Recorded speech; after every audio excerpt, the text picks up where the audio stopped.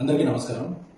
నేను ఇటీవల rhagon audio function జరిగితే ప్రీ రిలీజ్ ఫంక్షన్ దాంట్లో సరదాగా ఒక తెలుగు అమ్మాయిలతో పని చేయను అన్నట్టు ఒక హెడ్డింగ్స్ అని యూట్యూబ్లో కొన్ని వెబ్సైట్లు తెలుగు అమ్మాయిలతో ఇక పని చేయను అన్న ఎస్కేఎన్, తెలుగు అమ్మాయిలతో ఇబ్బందులు ఉంటున్నాయి అన్న ఎస్కేఎన్ అనే విధంగా ఇదవుతుంది.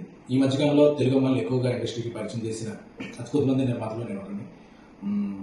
రేష్మ, ఆనంది, మానస, ప్రియాంక జావల్కర్, వైష్ణవి చైతన్య, ఐశ్వర్య, కుషిత వీళ్ళందరినీ ఇప్పటివరకు ఇంట్రడ్యూస్ చేయడం, వర్క్ చేయడం జరుగుతుంది. అలాగే నెక్స్ట్ రాబోతున్న సినిమాలో హారిక, ఇంకొక కొత్త అమ్మాయి, ఇలా ఒక 8-9 మంది అమ్మాయిల్ని పరిచయం చేశారు. అలాగే ఈషా రెబ్బా, ప్రియా వర్ధమాని, ఈ మధ్య ఇనయ్య, ఇలా ఆల్రెడీ ఇంట్రడ్యూస్ అయిన ఒక 4 అంటే 12-13 అమ్మాయిలతో నా కెరీర్లో నేను పనిచేసింది 80% తెలుగు అమ్మాయిలు.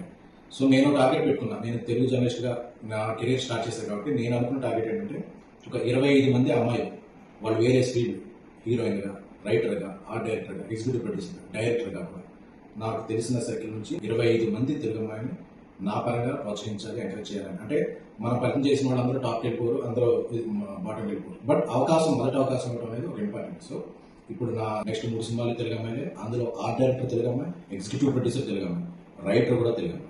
సో ఇంతమంది తెలుగు అమ్మాయిని నేను ప్రోత్సహిస్తున్నాను. సో ఏదో ఒక ఫన్ బాంటర్లో జరిగిన ఒక చిన్న జోక్ని అదేదో ఒక స్టేట్మెంట్ లాగా వద్దేయద్దు, దాన్ని స్ప్రెడ్ చేయద్దు అనేది నా కోరిక. ఎందుకంటే ఈ మధ్యకాలంలో ఇంతమంది తెలుగు అమ్మాయిలకి ఎవరు ఏదో ఇవ్వలేదు.